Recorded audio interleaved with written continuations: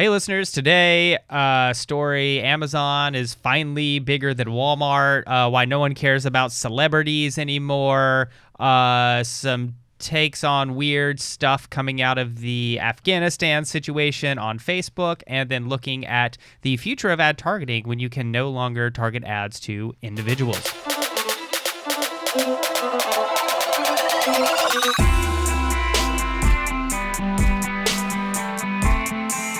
Okay, say hi, Jack. Hi, Jack. And Kiersten. We've got Hi. Kiersten again here today. Who's Hi. pushing the buttons over here? Jared. Jared's pushing the buttons. Alex behind the monitor running DJ. Yep. All right, so we'll get right at it. First story out of the New York Times: Amazon Inc. has surpassed Walmart as the largest retailer in the world outside of China. Wow. Estimates compiled by the financial research firm FactSet say that Amazon raked in more than $610 billion in sales during the last 12 months, and Walmart only did $566 billion in the last 12 months.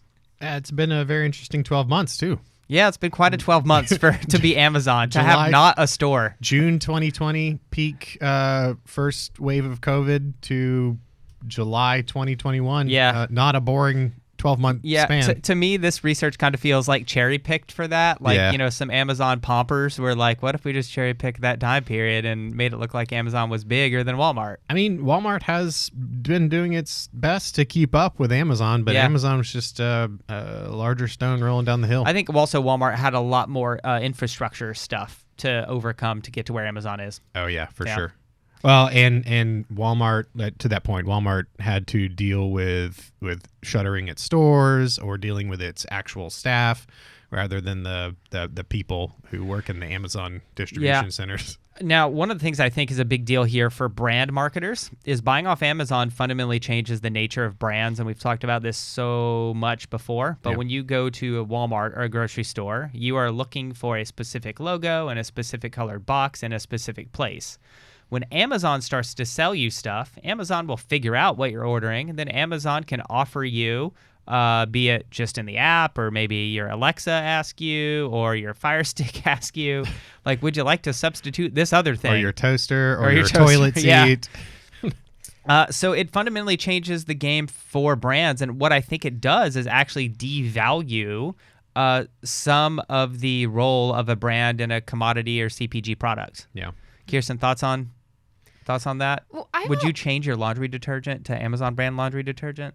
if it was cheaper. I honestly, number one, I think laundry detergent is so overpriced. I mean, we live in 2021, and I can't believe how expensive it still is. But I'm confused because I guess on Walmart sometimes there are those weird brands that aren't sold through. They're like sold through Walmart. Yep. Like Great Value? Yep.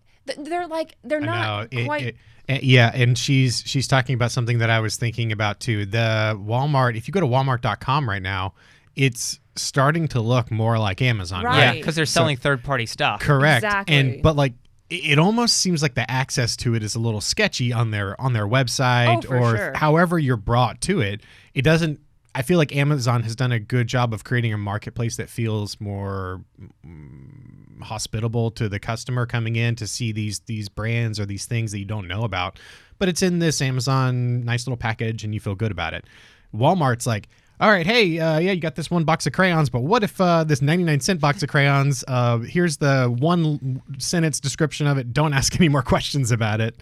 So, And it's usually not very explicit whether or not it is kind of sold by a third party. You kind of have to read the fine print, and that often that's usually I realize it is because the shipping will be weird with like, and it won't Yeah. be the typical Walmart shipping. But I don't, and like you said, it feels sketchy. Yeah. But with Amazon, I guess, like, if you're being sold on Amazon, I just assume you're an credible person that I'm either there for credible stuff or I'm there for the sketchy. I mean, Yeah. like I know what I'm Amazon getting. is a great mixture of both of those. Yep. Any other thoughts on Amazon being bigger than Walmart before we move off? I just feel like that is a cherry-picked timeline. It is a cherry pick timeline. Oh, go ahead, Kiersten. I was going to say, well, I mean, Amazon's also been expanding so much with those brick and mortar stores. Yeah. I think that's also an interesting thing, and people are excited to go to those. I don't know a lot of people excited to go to Walmart. True. Does this trend continue? Yes. So Walmart never gets its foothold back to be the largest No, Walmart's retailer. still going to be big. I just think it's going to have a hard time catching up to Amazon. Yeah. But for one key reason is because of the the income levels of your average Amazon shopper are probably 20, 30, 40% higher than an average Walmart shopper. So if you looked at volume, it's possible Walmart does move more volume than Amazon.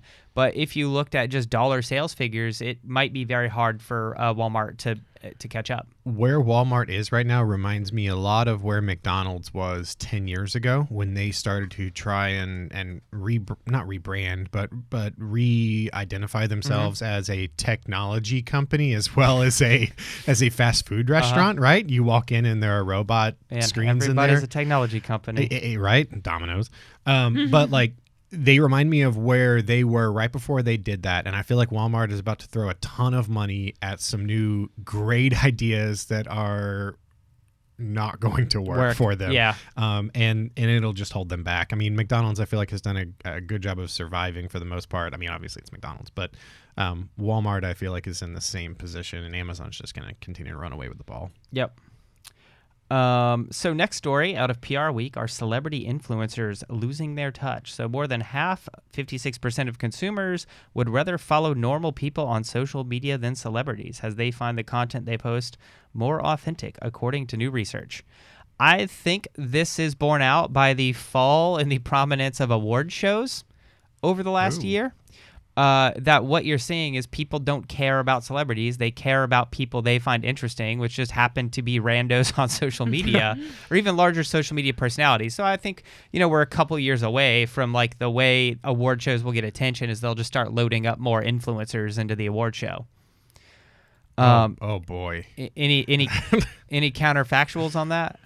I mean, at this point, I think anyone can almost be an influencer. It's almost overwhelming how quickly anyone could kind of do it. And I think people kind of realize that as well, that it's kind of losing its pizzazz in a weird sense. Well, it's like once you hit a certain size, then you're not as influential, and then people are looking for something that's coming up. It hits big, mainstream, and then falls back down again. Mm-hmm. Anytime an influencer starts pitching certain products, I mean, they cauterize their base with, they've sold out, or they're trying to sell me this can of Spam. I mean, except for history and memes, hard sex toy sales game. Yeah, that is always. That's the thing that gets me about Instagram. Is like the sex toy industry has just taken over Instagram accounts, and everything's a sex toy ad. It's pretty bizarre, right? Yep. Did not see that one coming. It's not what I expected to see. Like a lot of the world, it's not what I expected to see, but it's what's here. Yeah. So, next story is Salesforce getting into the video content game, starting their own streaming service. This is very interesting. Ooh. I'm not sure if it's interesting. I guess it's all in the execution. What I can't imagine. To tie it back to what we just talked about, it's very surprising. Yeah. But is there a world where you're like, I'm going to settle in on the couch and watch an hour of Salesforce content? No. Yeah. No, but there is a certain group of people who are very, very excited to have a bunch of Salesforce content produced for them. I can tell you what I think it is. What? I think Salesforce is using that to highlight their clients and make their clients feel good about it, and use it to basically develop these case studies. It's training too, right? A good bit of it is training. Yeah. Yeah. So, I mean, they're almost positioning themselves to be the end all be all to onboarding and staffing issues and everything. It's just go watch this one episode of Salesforce Daily. Did they have a name for it yet? What they're calling it? They did, but I didn't actually put the article in the feed. Oh, good. Sorry, That's okay. yeah. Never mind.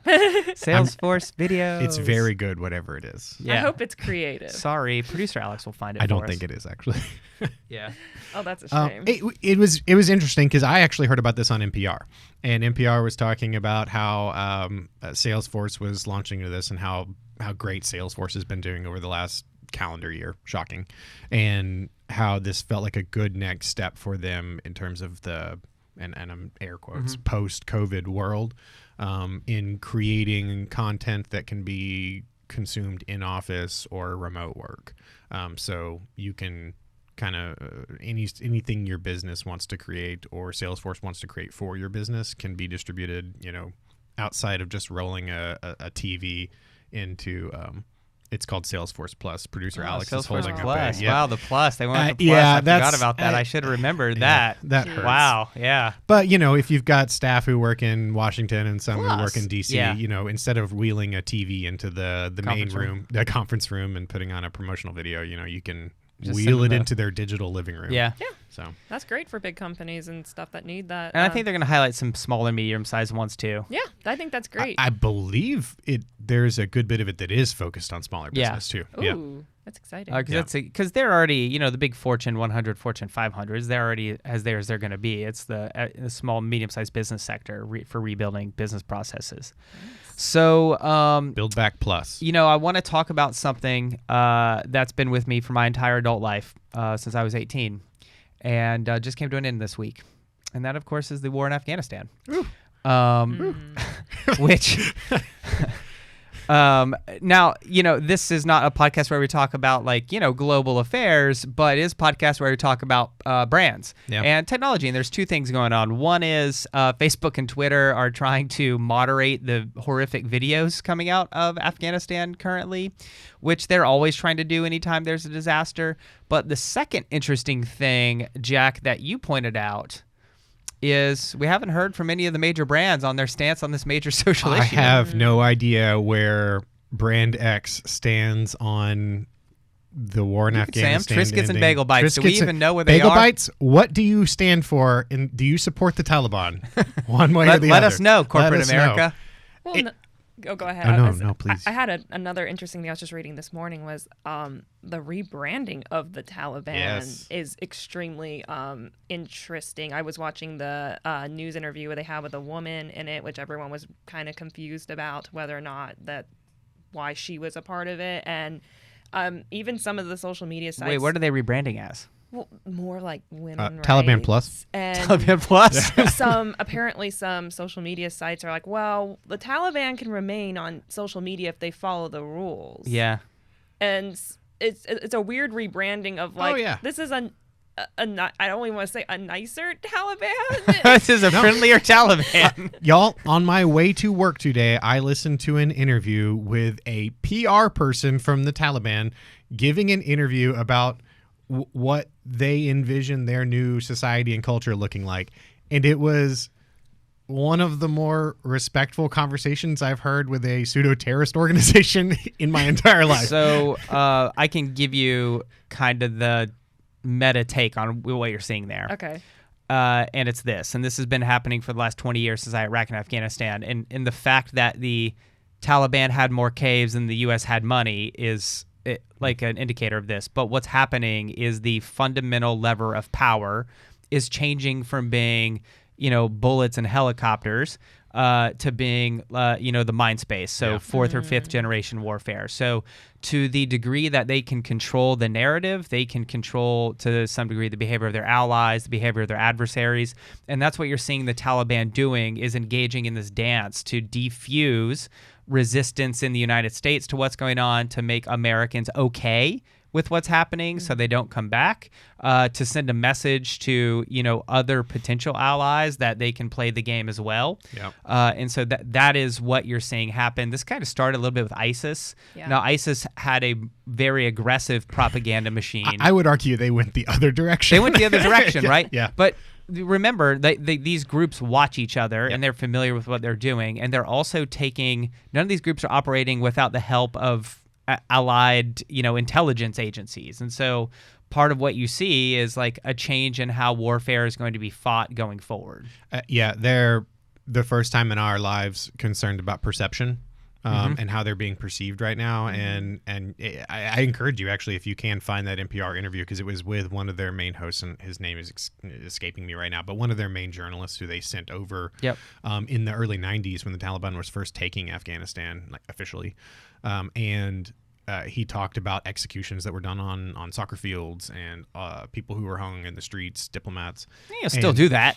Right. Yeah. But he's pushing this PR person for the Taliban, like saying, I was there. Is this going to happen again? Is this different? And the dance they were doing was wildly different than what you would have gotten 20 years ago. Yeah. they were willing to have a calm conversation, and that would have not happened 10 years ago, much less 20 years ago. Well, the other thing the Taliban learned how to do was play American politics off in their favor forever. We trained them. Yeah, good point. I mean, we trained them. Yeah. So I thought that was, a notable thing going on obviously taking time to poke at corporate America, who for the last year can't seem not to fall into any issue, and then everybody's dead silent here. Dead silent. Nothing at all. Nothing to be heard. Yeah. Influencers and celebrities alike. And not just corporate America. Like, you've heard very, very little from. You've heard a little bit more than what you have from corporate America, but celebrities, influencers, just almost dead silent. And I did see a good meme over the weekend that said, have we thought about just getting a bunch of celebrities together to sing Imagine by John Lennon again to try and solve this problem? And that really just triggered everything for me. Where are they? Where are they? Right. Everybody's checked out, man. Yep. Everybody's checked out. Yep. No thanks. So next story, and we'll do a little bit of a deeper dive on this to close out. So this is out of eMarketer. Facebook rethinks its approach to privacy and advertising. Facebook appears to be acknowledging that it needs to fundamentally transform how its advertising business targets consumers, per The Verge. In an exclusive interview with The Verge, Facebook's Vice President of Ads Business Product Marketing, Graham Mudd, said that a meaningful pivot was happening around its ad business, particularly in how the ads are targeted to users. For one, hundreds of Facebook engineers are actively working on how to deliver highly relevant ads to users without knowing anything specific about those underlying users. Now, I want to propose a thought on this, and that is, the types of ad targeting now being developed without knowing anything about the user are going to be both more effective for marketers and probably more damaging for society. Yeah. Because the way they're going to do it is they're going to use interest clusters, and they're going to do it around trend spotting, which they have that signal on the platform. They don't really need to know anything about you to know what you're into right now. And so I think the future of ad targeting is going to look something like ads you place that are relatively flexible in how and where they're run. And then Facebook tries to figure out what trend group is responding best to them and then serves into that trend group. Oh, interesting. Because, from hashtags to everything, that is really what happens on social media. That's what drives it. It's less about your individual interest than it is in the ads about your individual interest, but in the feed, it's about what's going on more broadly and what you're into. Yeah. I think this is interesting from a communication standpoint and how they're messaging this out.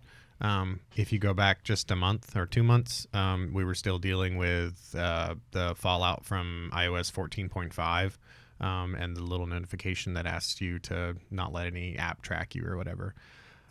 This is very different language from Facebook in the wake of that. I wouldn't say that Apple won this battle or war, but Facebook has definitely changed their tone, especially in letting the user know that this is what they're doing, this is how they're doing it, and how it could be better for you. Yeah.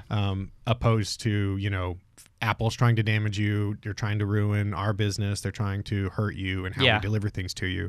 This is now a more positive tone, which is interesting because I think this is still, like you said, it's good and bad for different groups. It's going to create even more like tribal affiliation around things. Oh, good. Because we need more of that. More content is going to be shaped around those. And we talked about this a couple months ago with TikTok pushing, tribes of TikTok, where it was like, witch talk and, what I can't remember. Kiersten, name some talks. Cottage talk, Cottagecore, cottagecore. That was it.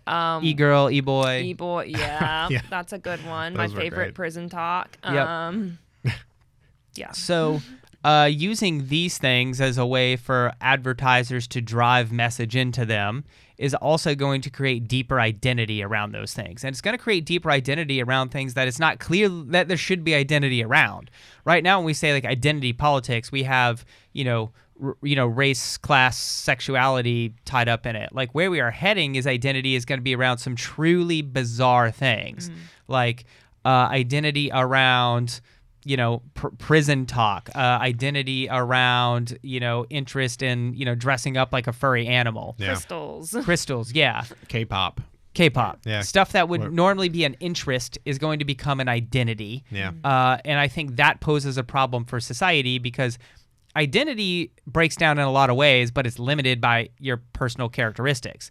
Interests can break down millions of ways. So you could have millions of highly affiliated little tribes running around, with values based on things that it's not clear should be, value or identity based. Cartoons, for example. Is this how we end up with a Yellowstone political party? Yes. Yeah. Is Kevin Costner our next president of the United States? Yellowstone political I'd party. vote. That's funny. Yeah. I'd vote Rip as the VP. Rip. Yeah. Let's go. So Oh, that's a good thought exercise. Put everybody in Yellowstone in a cabinet level position. Oh boy.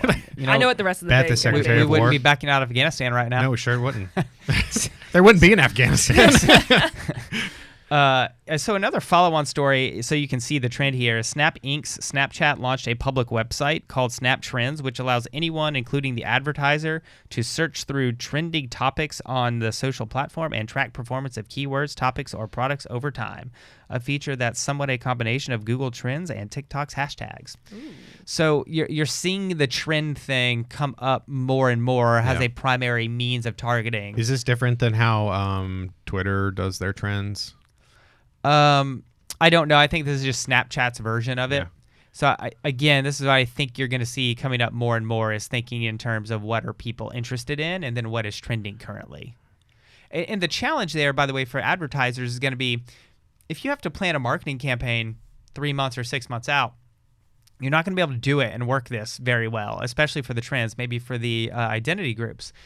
But I think the ad technology that's coming is going to be so sophisticated that the advertiser will lay out basic assets, and then the ad tech on the backside will decide what's the background going to look like, what does the actor in the foreground look like, what is the color coming in the photo, and this will all be done dynamically, and so everybody's going to be getting a look that fits their trend or segment. Interesting. Have you followed any of what has been going on with Apple and their on-device photo scanning, cloud photo scanning? Only a little bit. So correct my understanding here. Apple is going to scan on-device for child pornography, and only if Apple finds an image that's in a database does it report back. So I think, yes, I think that's 80% true. I think they're scanning just photos that you've allowed to be uploaded to the cloud because they wanted to do on device, but they had some security concerns with that being done on device. And I know probably 15% of the whole picture of this, but how this I think will play into what we're talking about is if my understanding is correct, when the photo is uploaded to the cloud, the photo is broken down into a series of numbers, like code, like everything is, and then the elements of the picture are assigned a code. And that's how like Google tracks things in photos. That's how in iOS 15 you can swipe up on a picture and see if there's a dog or a cat or your ant in a picture. It's all boiled down to numbers. Those numbers are then cross-checked with numbers in a larger database. It's interesting that Apple's opened this door as ad targeting has changed and is changing by their own design. They've opened this door to where those photos can be cross-referenced with other databases. So if the floodgates are truly open and one of Apple's tenets is no longer privacy and security of the information on your phone, I could see everything that's happening with Snapchat and Facebook turning into user X, we've identified these numbers and codes of cats in their phone. You should target them more with cat content. Yeah. If those floodgates are truly open, that would be very interesting and really change the way we allow to be targeted for ads, right? You're opting in at that point without even realizing it. Yeah. Yeah, I mean, I think you're opting in without even realizing it. It just needs to be your default that you're opted in. Yeah. We're all opted in, man. That's the last story I had. Anybody have anything else?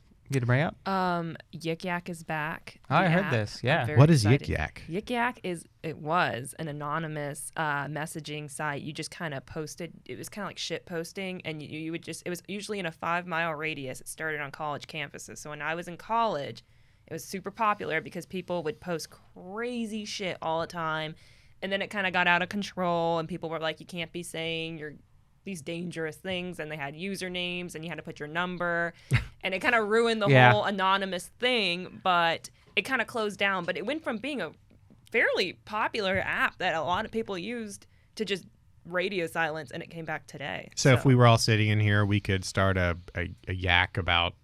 We probably have a yak with the Capitol building at this point. Oh, 'cause interesting. It's in a 5-mile radius. So, yeah. Something to play around with this week. I checked it out already. It's not, they got to get some more people on it, but it's kind of the same crap that it was in college. But It was zooming up the App Store rankings this weekend. Yeah.